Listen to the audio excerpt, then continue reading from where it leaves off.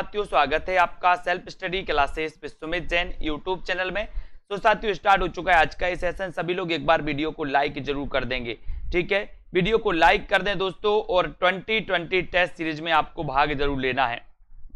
और दोस्तों, इस 2020 टेस्ट सीरीज में अगर आप भाग लेना चाहते हैं, जो कि बिल्कुल फ्री है ना, तो आपको डाउनलोड करना है सेल्फ स्टडी क्लासेस ऐप। इस सेल्फ स्टडी क्लासेस ऐप पर ही दोस्तों ये क्लासें होती हैं, और सप्ताह में ये 2 दिन होती हैं, है ना। एक तो रविवार और दूसरा गुरुवार, ठीक है। इसको आपको याद रखना है। और दोस्तों, यहाँ पर चतुर्थ बैच स्टार्ट होने वाला है। चतुर्थ बैच स्टार्ट हो रहा है, जिसमें दोस्तों आपको 1 जुलाई से स्टार्ट हो गया है ये, जिसमें आपको विस्तृत अध्ययन, टेस्ट, ट्रैक, ये सारी चीजें यहाँ पर मिलती हैं दोस्तों। तो एक बड़ा ऑफर अभी चल रहा है। अभी दोस्तों आप मात्र 1099 1099 में इस कोर्स में एडमिशन ले सकते हैं और पढ़ सकते हैं दोस्तों। शुरुआत से अध्ययन आदिकाल स्टार्ट हो चुका है आज से। तो जिनको भी एडमिशन लेना है वो एडमिशन लेकर के अध्ययन जरूर करें, ठीक है। चलिए तो स्टार्ट करते हैं दोस्तों आज का ये वीडियो। सभी लोगों को एक बार लाइक कर देना है दोस्तों, है ना। और विट्ठल नाथ ने वल्लभ संप्रदाय में किस तरह की पूजा का समावेश किया, ये आपको बताना है। जल्दी से सभी लोग बताएंगे। विट्ठल नाथ ने वल्लभ संप्रदाय में किस तरह की पूजा का समावेश किया, बताएं जल्दी से। प्रश्न आपके सामने है। विट्ठल नाथ ने वल्लभ संप्रदाय में किस तरह की पूजा का समावेश किया दोस्तों? किस तरह की पूजा का इन्होंने समावेश किया, पूजा पद्धति का समावेश किया? बालकंठ की उपासना, युगलोपासना, राधा स्तुति, या फिर कांता भाव की उपासना। ये 4 विकल्प हैं। उत्तर आपका क्या हो जाएगा? विट्ठल नाथ ने वल्लभ संप्रदाय में किस तरह की पूजा पद्धति का समावेश किया है। तब आपने बिल्कुल सही आंसर बताया है कि सर विट्ठल नाथ जो थे ये वल्लभाचार्य के पुत्र थे। विट्ठल नाथ ने क्या किया था? 1565 में अष्टचाप की स्थापना कर दी थी, है ना। और इन्होंने युगलोपासना का पूजन पद्धति का दोस्तों इसमें समावेश किया था इन्होंने, ठीक है। अगला क्वेश्चन देखो, निम्न में से कौन कृष्ण भक्ति काव्य का कवि नहीं है? कौन कृष्ण भक्ति काव्य का कवि नहीं है? कौन कृष्ण भक्ति काव्य का कवि नहीं है? सूरदास, कृष्णदास, नंददास, या फिर सुंदरदास। कौन कृष्ण भक्ति काव्य का कवि नहीं है? इसका उत्तर आपको बताना है।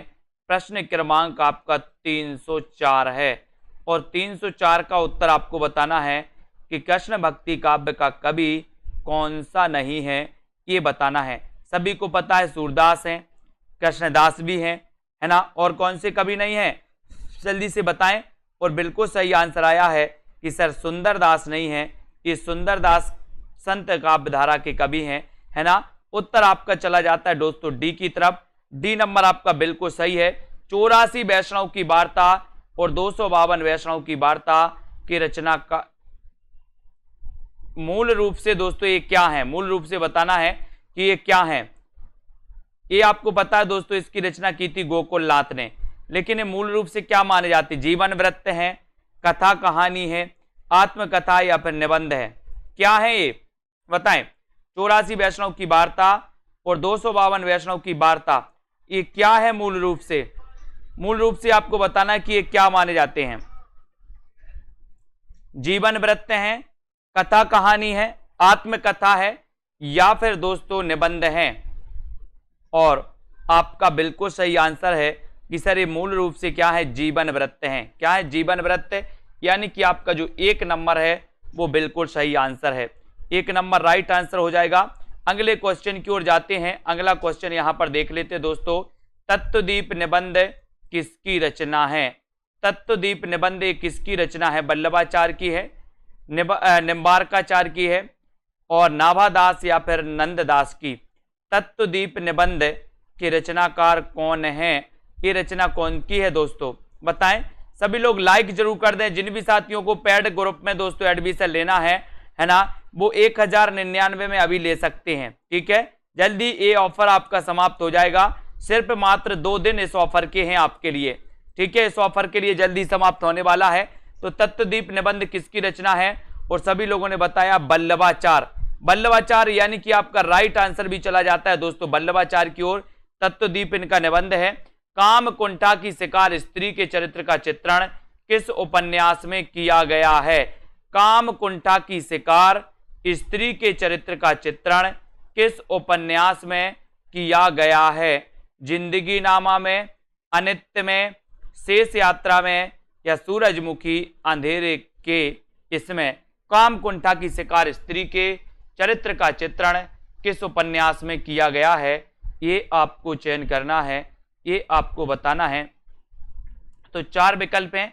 अच्छा प्रश्न है दोस्तों, सभी लोग बताएंगे आपका राइट आंसर क्या हो जाता है। काम कुंठा की शिकार स्त्री के चरित्र का चित्रण किस उपन्यास में किया गया है और वो उपन्यास कौन सा है? सभी लोगों का आंसर आ रहा है, क्या आ रहा है? कुछ लोग ए बता रहे हैं, कुछ लोग डी बता रहे हैं और कुछ लोग दोस्तों डी बता रहे हैं। तो डी आपका सूरजमुखी अंधेरे के, बहुत बढ़िया आंसर है ना, सूरजमुखी अंधेरे की। इसके रचनाकार आपको बताना है, इसके रचनाकार भी बताएं जल्दी से कौन है।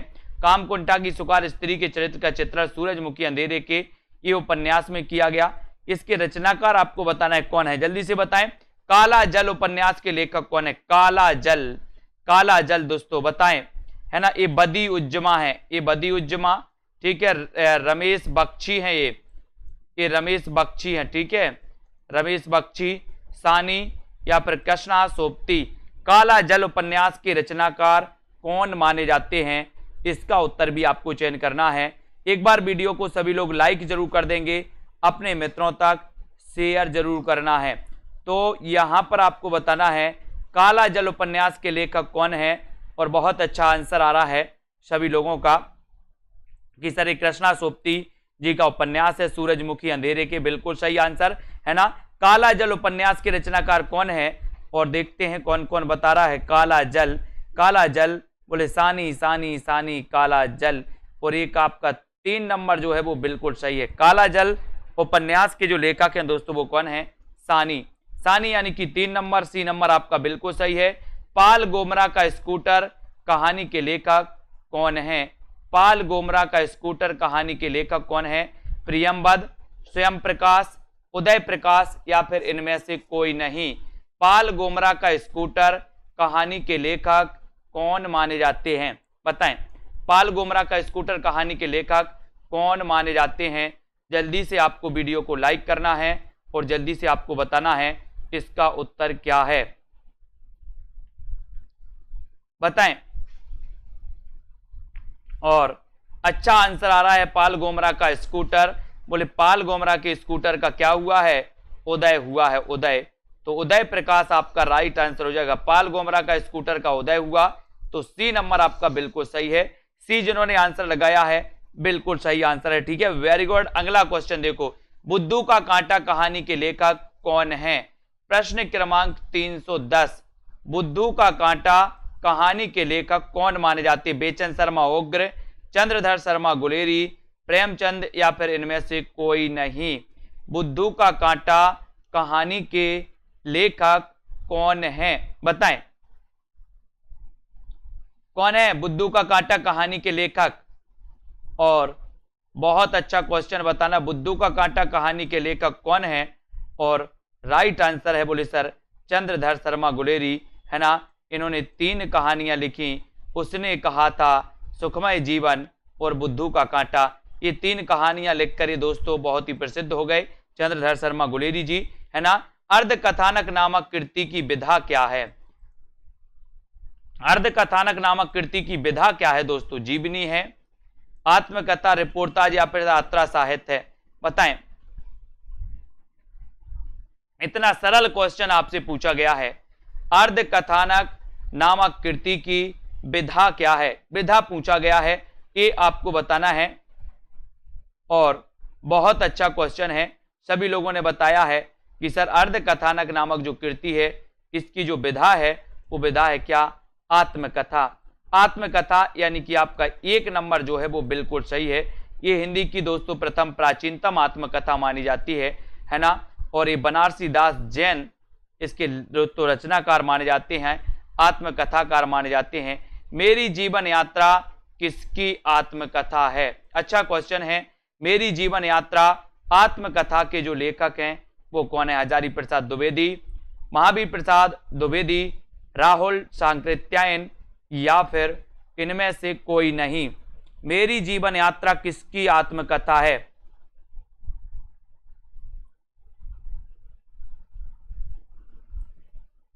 और आपका राइट आंसर है मेरी जीवन यात्रा जो आत्मकथा है दोस्तों वो किसकी है?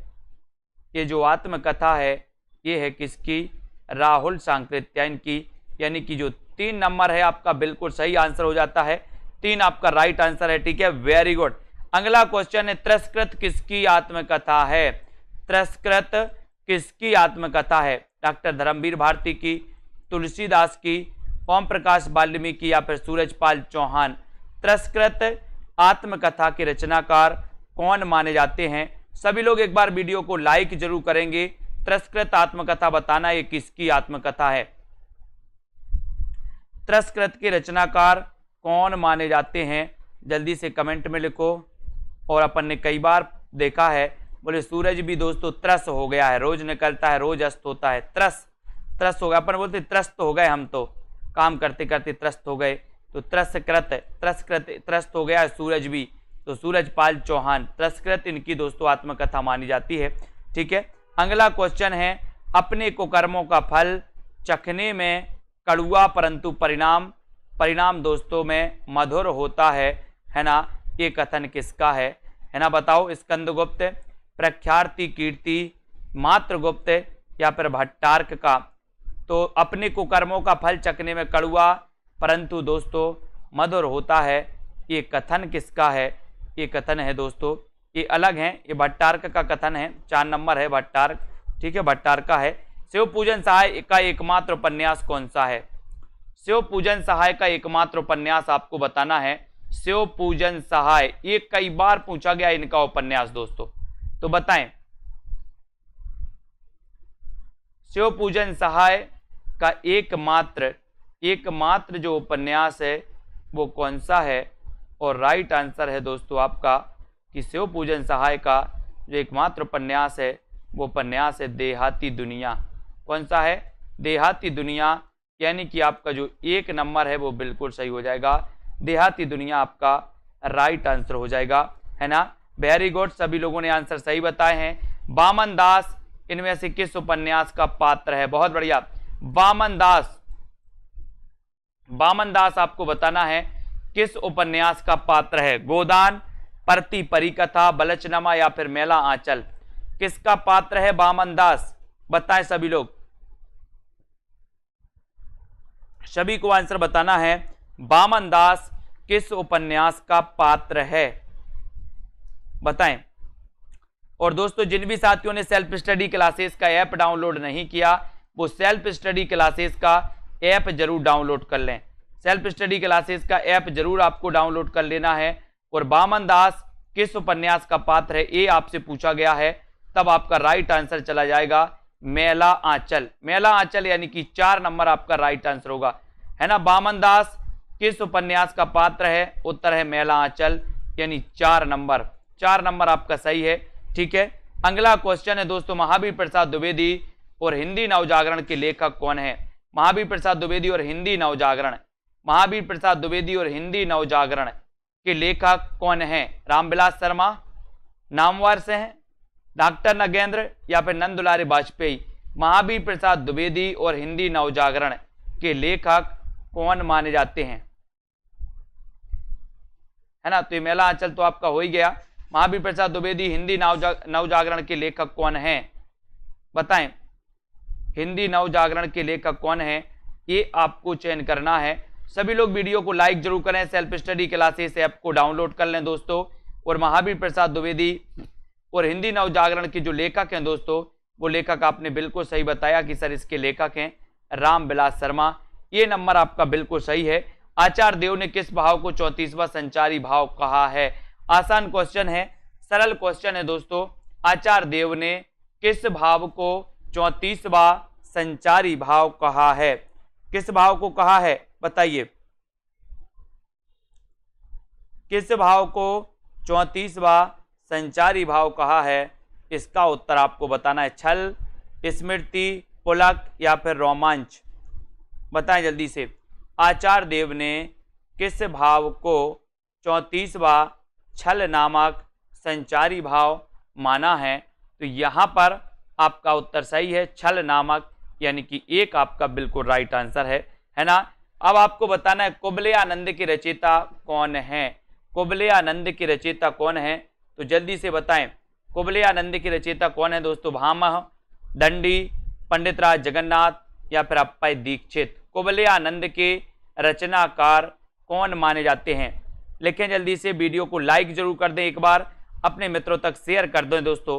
कुबले आनंद की रचनाकार आपसे पूछा गया है, देखते हैं कौन कौन सबसे पहले बताता है ये रचना किसकी है। कुबले आनंद के रचनाकार कौन है, और यहां पर सभी लोगों ने अप्पय दीक्षित को चुना है। अप्पय दीक्षित आपका राइट आंसर है दोस्तों। कुबले आनंद, ये दोस्तों अप्पय दीक्षित की रचना कई बार पूछी गई। आपसे सीधा उत्तर प्रश्न आता है कुबले आनंद के रचनाकार कौन है, आपका उत्तर चला जाता है अप्पय दीक्षित की ओर। 4 नंबर आपका सही हो जाता है। दंडी के काव्य शास्त्रीय ग्रंथ का नाम क्या है? दंडी के काव्य शास्त्रीय ग्रंथ का नाम क्या है? प्रतिदर्श, काव्य शास्त्र, काव्यादर्श या फिर भाषादर्श। दंडी के काव्य शास्त्रीय ग्रंथ का नाम क्या है? दंडी के काव्य शास्त्रीय ग्रंथ का नाम क्या है, ये आपको बताना है।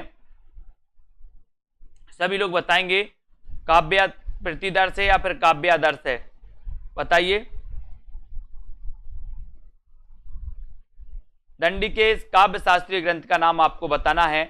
जिन भी साथियों ने सेल्फ स्टडी क्लासेस का ऐप डाउनलोड नहीं किया, एक बार ऐप को जरूर डाउनलोड करें और आपका उत्तर हो जाता है दोस्तों काव्यादर्श। दंडी का दोस्तों काव्य शास्त्रीय जो ग्रंथ है वो कौन सा है? काव्यादर्श है, ठीक है। काव्यादर्श आपका राइट आंसर हो जाएगा।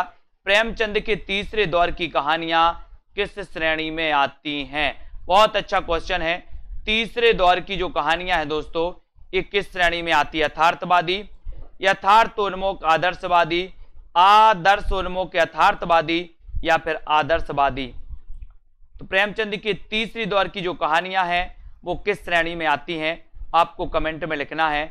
अच्छा क्वेश्चन है। प्रश्न क्रमांक 321 का आपको चयन करना है दोस्तों, और यहां पर सीधा उत्तर जाता है दोस्तों कि प्रेमचंद के तीसरे दौर की जो आखिरी दौर की इनकी कहानियां थी, तो आपका उत्तर हो जाएगा यथार्थवादी। यथार्थवादी यानी कि आपका जो 1 नंबर है वो बिल्कुल सही है। प्रेमचंद के तीसरी दौर की जो कहानियां हैं वो यथार्थवादी श्रेणी में आती हैं। ये नंबर राइट आंसर है। कौन सी कहानी प्रेमचंद की नहीं है? प्रेमचंद की कहानियां आपने पढ़ी हैं, लेकिन आपको पता होनी चाहिए कि कौन सी कहानी प्रेमचंद जी की नहीं मानी जाती। आकाशदीप, पूस की रात, घास बारी, गुल्ली डंडा। गुल्ली डंडा खेला सभी ने, है ना। और कौन सी कहानी प्रेमचंद की नहीं है, ये आपसे पूछा गया, तो आपने बिल्कुल सही आंसर लगाया कि सर आकाशदीप। कौन सी नहीं है? आकाशदीप नहीं है। फिर आकाशदीप के रचनाकार कौन है? तो आकाशदीप के रचनाकार भी आपको बताना है। जल्दी से बताओ, ये आकाशदीप प्रेमचंद की नहीं है तो फिर किसकी है? बताएं जल्दी से, वीडियो को लाइक कर दें। घीसू और माधव प्रेमचंद की किस कहानी के पात्र हैं? घीसू और माधव प्रेमचंद की किस कहानी के पात्र हैं? इसका उत्तर आपको बताना है। घीसू और माधव प्रेमचंद की किस कहानी के पात्र हैं? कफन के, ठाकुर का कुआं के, मंत्र के या पूस की रात के? बताइए। घीसू और माधव प्रेमचंद की किस कहानी के पात्र हैं? इसका उत्तर आपको लिखना है। सभी लोग लिखेंगे कमेंट में, जल्दी से बताइए। और बिल्कुल सही आंसर हो जाएगा दोस्तों कफन। घीसू और माधव कफन प्रेमचंद की कफन कहानी के पात्र हैं। 1 नंबर आपका बिल्कुल सही हो जाएगा, ये नंबर राइट आंसर हो जाएगा। घीसू और माधव प्रेमचंद की कफन कहानी के पात्र हैं, 1 नंबर, ठीक है। Very good. अगला क्वेश्चन है, जाह्नवी कहानी के लेखक कौन है? जाह्नवी कहानी के लेखक कौन माने जाते हैं? अज्ञे, बंग महिला, उपेंद्र नाथ तस्क या फिर जैनेन्द्र कुमार? जाह्नवी कहानी के लेखक कौन माने जाते हैं? इसका उत्तर आपको बताना है। सभी लोग बताएंगे। जाह्नवी कहानी के लेखक कौन माने जाते हैं? बताएं जल्दी से।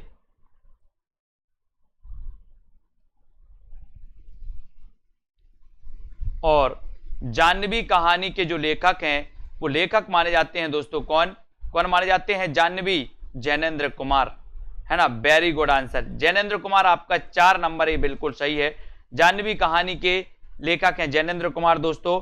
कर्मनासा की हार के रचनाकार कौन है?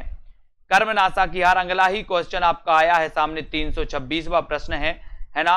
कर्मनासा की हार ये किसकी रचना है, बताएं।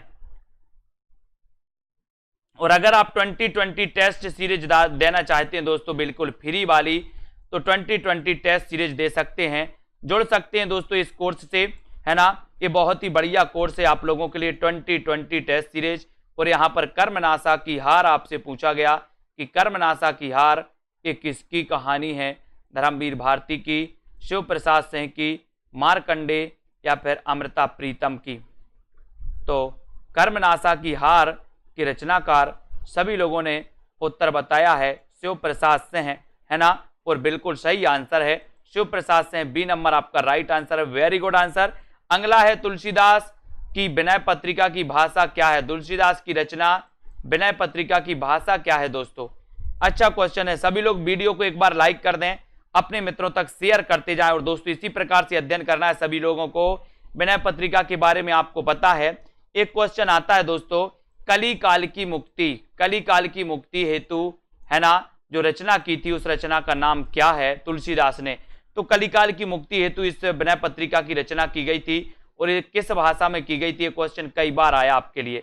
और ये विनय पत्रिका की जो दोस्तों भाषा पूछी गई, तब आपने बिल्कुल सही उत्तर लगाया, ब्रज भाषा, और आपका राइट आंसर बिल्कुल सही है। ब्रज भाषा का सबसे प्राचीन ग्रंथ कौन सा है? ब्रज भाषा का सबसे प्राचीन ग्रंथ कौन सा है? प्राकृत व्याकरण, महाभारत कथा, हरिश्चंद्र पुराण या फिर हरिवंश पुराण? ब्रज भाषा का सबसे प्राचीन ग्रंथ कौन सा है, बताइए।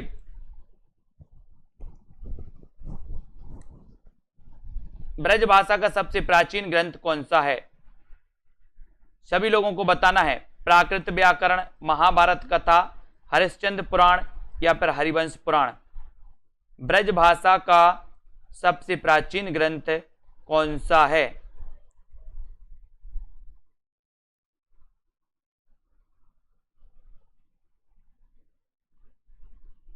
उत्तर हो जाएगा दोस्तों आपका, वो हो जाएगा प्राकृत व्याकरण। प्राकृत व्याकरण हो जाएगा, है ना। ये सबसे प्राचीन ग्रंथ माना जाता है दोस्तों। ये नंबर तो आपका बिल्कुल सही है। अद्वैतवाद के प्रवर्तक कौन थे? अद्वैतवाद के प्रवर्तक कौन थे? शंकराचार्य, वल्लभाचार्य, मध्वाचार्य या फिर रामानुजाचार्य? अद्वैतवाद के प्रवर्तक कौन थे, बताएं। अद्वैतवाद के प्रवर्तक कौन माने जाते हैं? जल्दी से आपको कमेंट में लिखना है, उत्तर बताना है। उत्तर क्या हो जाएगा?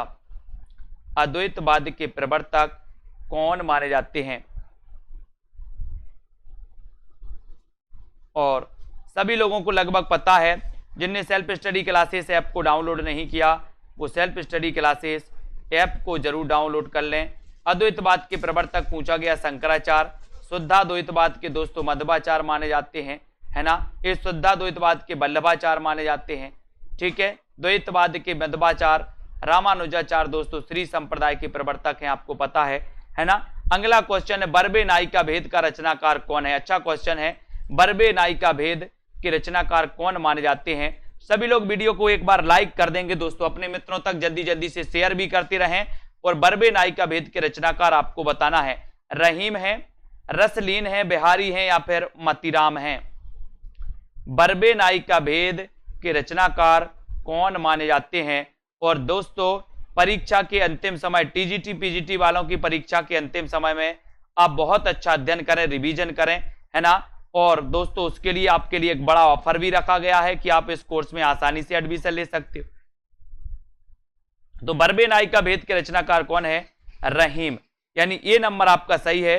रासो ग्रंथ किस भाषा में लिखे गए दोस्तों? रासो ग्रंथ किस भाषा में लिखे गए?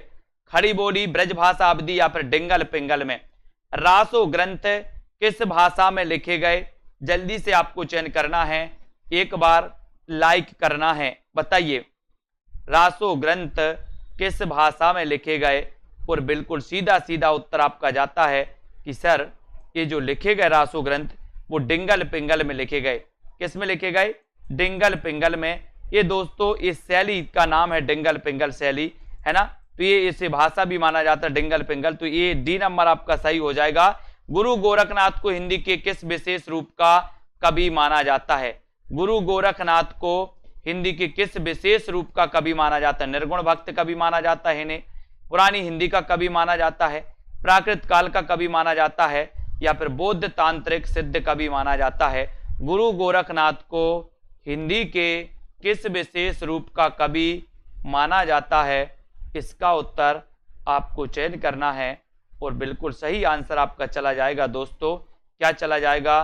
गुरु गोरखनाथ को हिंदी के किस विशेष रूप का कवि माना जाता है? सभी को पता है दोस्तों, बताएं, है ना।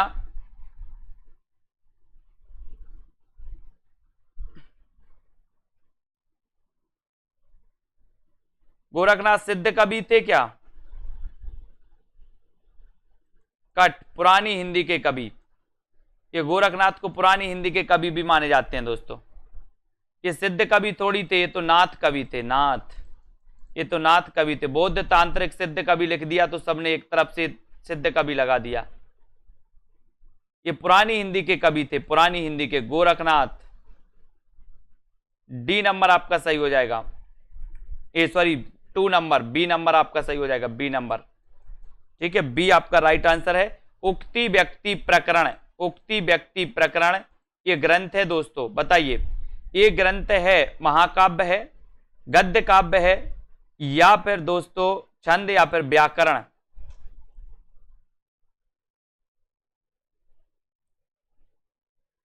उक्ति व्यक्ति यह ग्रंथ है, बताइए ये क्या ग्रंथ है, कौन सा ग्रंथ है? महाकाव्य है, गद्य काव्य है, छंद है, व्याकरण ग्रंथ है?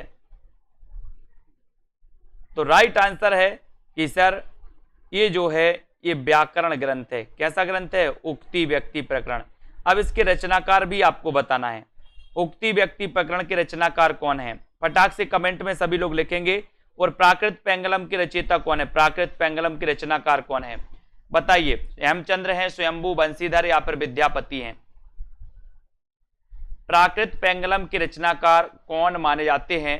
एक बार वीडियो को लाइक करते हुए चलिए आगे, और वीडियो को दोस्तों सभी लोगों को शेयर भी करना है अपने, है ना। बहुत बढ़िया, पंडित दामोदर शर्मा, वेरी गुड, है ना। अब प्राकृत पेंगलम के रचनाकार आपको बताना है और आपने बताया है, बताइए। बोले सर क्वेश्चन गलत है क्या? तो प्राकृत पेंगलम के जो रचयिता हैं वो रचयिता कौन माने जाते हैं?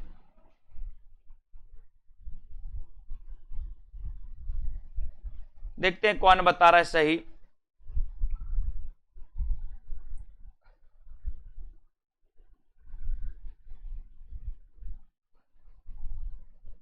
है ना, इसके जो विकल्प हैं दोस्तों वो गड़बड़ हैं।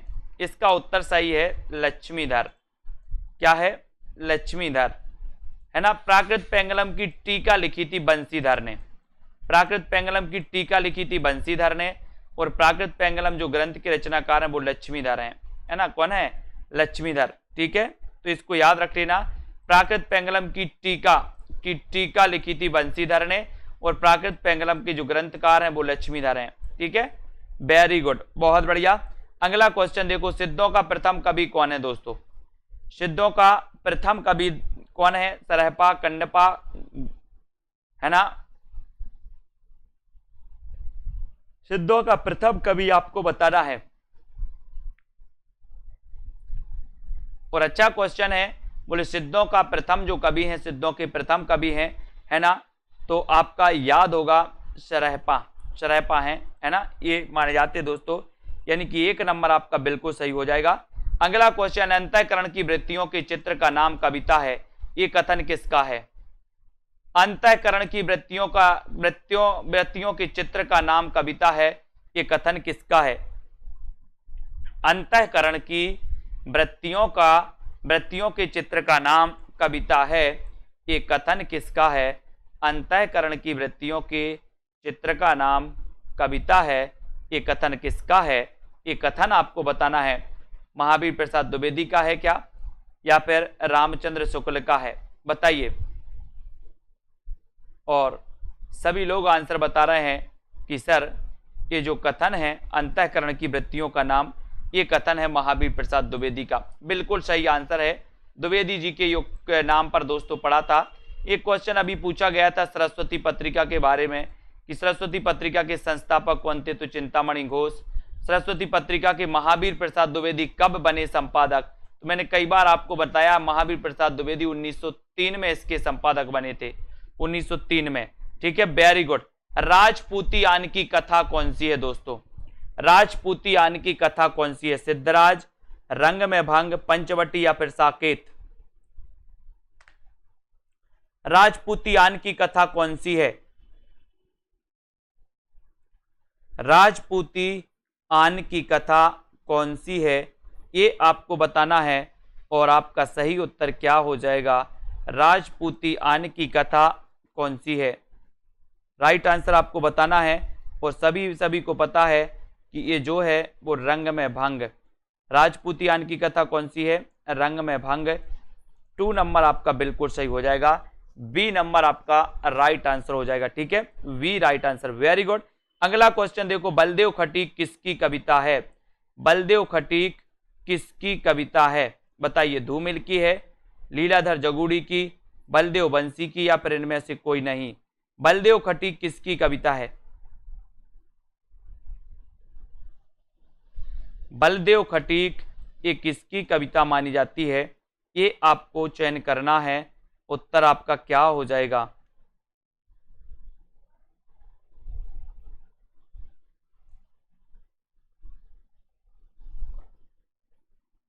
राइट आंसर आपको बताना है।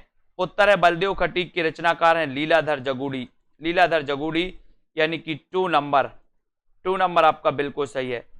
ठीक है, बी नंबर आपका राइट आंसर, बलदेव खटीक, लीलाधर जगूड़ी। मगध पुस्तक के लेखक कौन है?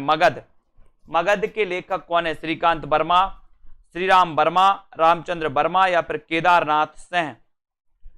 मगध पुस्तक के लेखक कौन माने जाते हैं? मगध के लेखक कौन माने जाते हैं? और अच्छा क्वेश्चन बताया है। सभी लोग जिन्होंने अभी तक self study classes app download नहीं किया, वो self study classes app download कर लें। और दोस्तों जिनको भी एडमिशन लेना है मॉडल पेपर में और दोस्तों आपके टीजीटी पीजीटी के पेपरों में, तो वो ले लें। और मगध पुस्तक के लेखक आपको बताना है, तब उत्तर सीधा जाता है श्रीकांत वर्मा, यानी कि 1 नंबर जो है वो आपका बिल्कुल सही है। 1 नंबर आपका राइट आंसर हो जाता है। अगले क्वेश्चन की ओर बढ़ेंगे हम। नई कविता के प्रवर्तक कौन थे? नई कविता के प्रवर्तक कौन थे? बताइए। एक क्वेश्चन दोस्तों यहां पर मिस्टेक है, ये गड़बड़ है। ठीक है, अगला क्वेश्चन देखते हैं। संसद से सड़क तक के रचनाकार कौन है? संसद से सड़क तक के, संसद से सड़क तक के रचनाकार कौन है? मुक्तिबोध, धूमेल, भारतेंदु हरिश्चंद्र, या फिर घनानंद? संसद से सड़क तक आपको बताना है।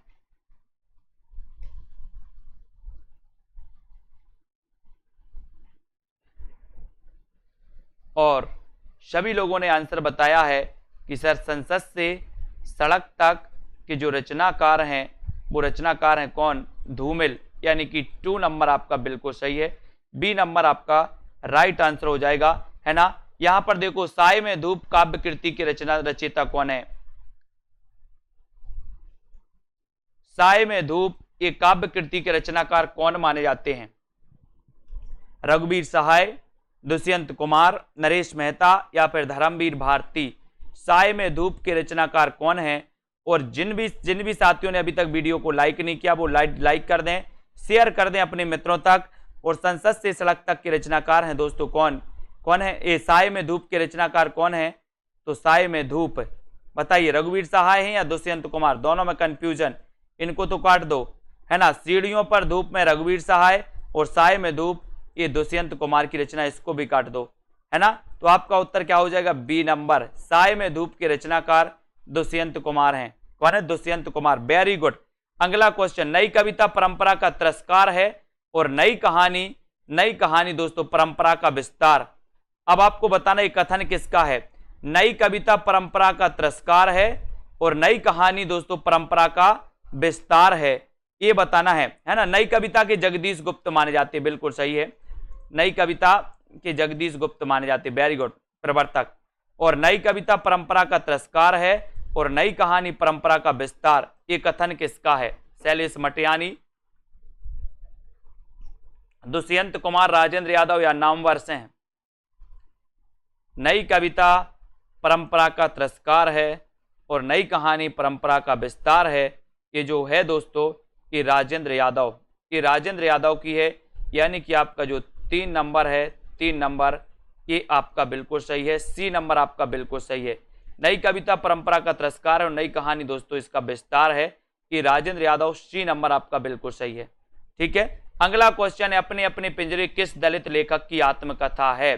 अपने अपने पिंजरे किस दलित लेखक की आत्मकथा है, ये आपको बताना है। मोहन नैमिषारय, ओम प्रकाश वाल्मीकि, सूरजपाल सिंह चौहान या फिर डॉक्टर एन सिंह?